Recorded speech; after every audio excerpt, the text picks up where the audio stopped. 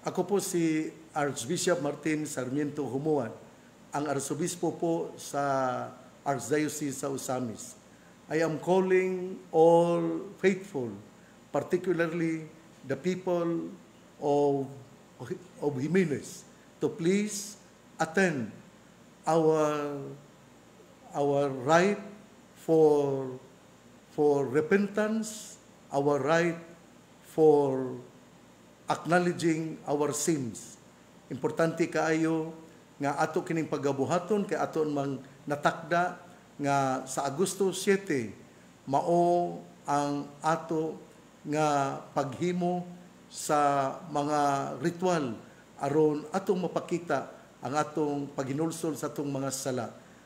Alas 7 na karon o sa alas 3 sa hapon nining adlaw ang mga kaparian uban sa katawhan sa mga alas 3 muadto sa Jimenez o gikan sa entrada gyud sa gate sa simbahan ang dunay mga pari nga magdala og cross uban sa Birhen sa Kuta nga magprosesyon kami padulong sa baba sa simbahan ug didto among iampo ang mga pamaagi aron gayod mapasaylo ang atong mga sala. Busa akong awhagon ang katawhan nga mudugo kita labi na gayud ang katawhan sa Jimenez aron atong ikapakita nga kita naguol tungod kay wala na ablihi ang simbahan tungod sa sala sa kababay o ginaot nga atong hangyoon ang Ginoo nga pasayloon kita sa tanan natong mga kasaypanan. Usbon ko, giawhag nako ang mga katawhan sa Jimenez, ang mga parokyano ni San Juan Bautista, ugma adlawng Huwebes, pitsa 7, alas 3 sa hapon, doon na kita'y ritual, doon na tayo seremonyas nga pagabuhaton, aron pagpakita nga kita gahinulsol og nagbangutan tungod sa panghitabo nga nasirad-an ang simbahan tungod sa pagpanamastamas sa usa ka babay didto sa holy water nga gamiton nun aron inigsulod nato sa simbahan mo'y atong gamiton aron atong ipakapakita ang atong pagkakatoliko. Busa, again, I say, let us come together. Let us do the right for forgiveness, repentance, and for that matter, I ask all the faithful of Jimenez, St. John the Baptist Parish, to come together and show our repentance of our sins in order that the Lord will forgive all the sins that we have committed. There will be a ceremony for that. The priests will carry the cross with the Blessed Mother, and then while carrying the cross, we will sing Dios namo sa kaluoy. Then we will place the cross at the in front of the church in order that we will be able to express our need for forgiveness and mercy. Salamat kung kamo upatilinghog kanako. Archbishop, lumapit na ba yung number na na-involve, Archbishop? Hindi pa po, pero I don't like to see her unless she will show that she is really repenting of her sins. So actually she wanted to see me the other day, but I refused in order that she will realize of the gravity of the sacrilege that she did before the Lord our God.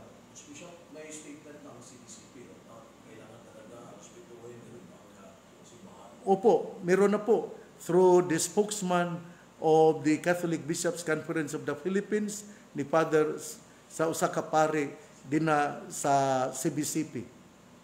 So, ngayon, Archbishop, wala pang desisyon kailan buksan? Anong desisyon?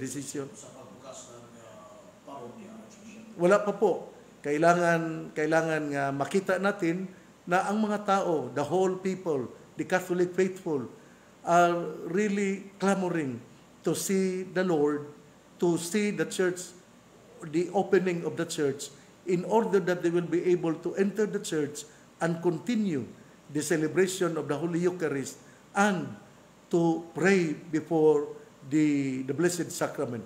So wala pa po, hindi po natin bubuksan ang simbahan unless we will feel and see that the people really are longing for the opening of the church. Bishop, may nagtatanong bakit hindi kakasuhan ang simbahan o flag? Usually the church is the image of forgiveness, and the role of the church is always to pardon, and it is the role of the government to prosecute and to give justice what has been done. Please remember the late Celdran.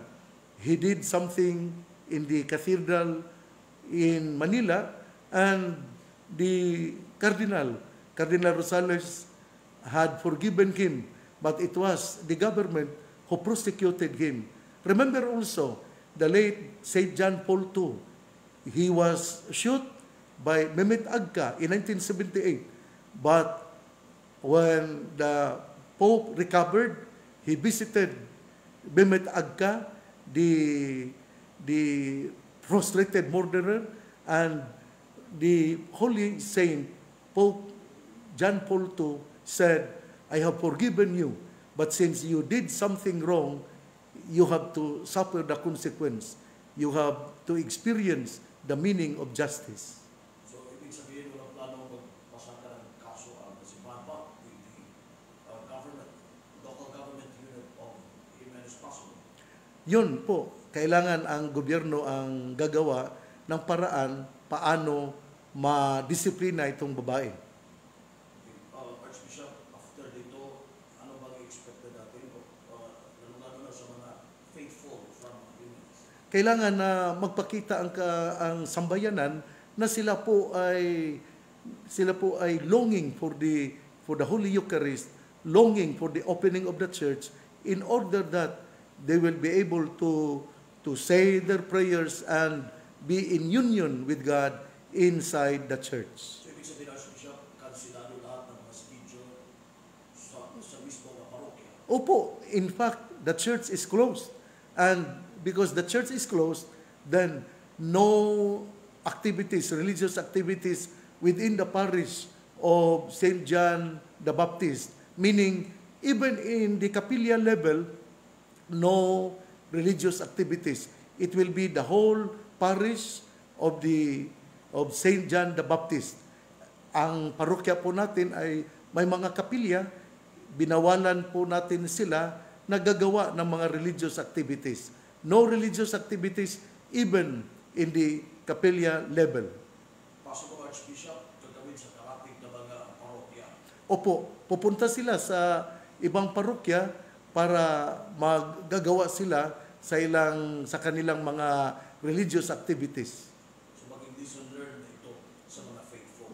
Opo, because as I have said, we need to possess the attitude of kapwa ko, pananagutan ko. If we believe on that, then anyone who would do something not in consonance with the teachings of the church, then we have the responsibility to stop that person. So, first time po sa Archdiocese of Osamis at yung iba, parang first time na narinig na may ganitong pangyayari, Archbishop. Hindi ko, during my term, ito po ang unang-una na pangyayari. Hindi ko po alam sa mga previous na mga obispo dito sa Archdiocese sa Osamis. Archbishop, siguro yung mensahe na naman nyo sa buong mamamayan na nagkatutok sa atin ngayon, including the faithful prominence. Unang-una, I am inviting the Catholic faithful of St. John the Baptist Jimenez people to come and join us in this act of the ceremony of expressing our repentance. As I have said, we need to come together to storm heavens with our prayers in order that the Lord will pardon us and that we will be able to to open the church as soon as possible. Akong gitawagan ang katawhan sa Dios sa Jimenez nga mulambigit ug moapil kita niining seremonyas sa paghinulsol sa atong mga kalapasan ug kasaypanan aron atong mapakita ug atong iampo ngadto sa Ginoo nga unta pasayloon kita ug maablihan na ang simbahan sa St. John the Baptist dinhi sa Jimenez. Archbishop Michael. Mayong adlaw po natong tanan.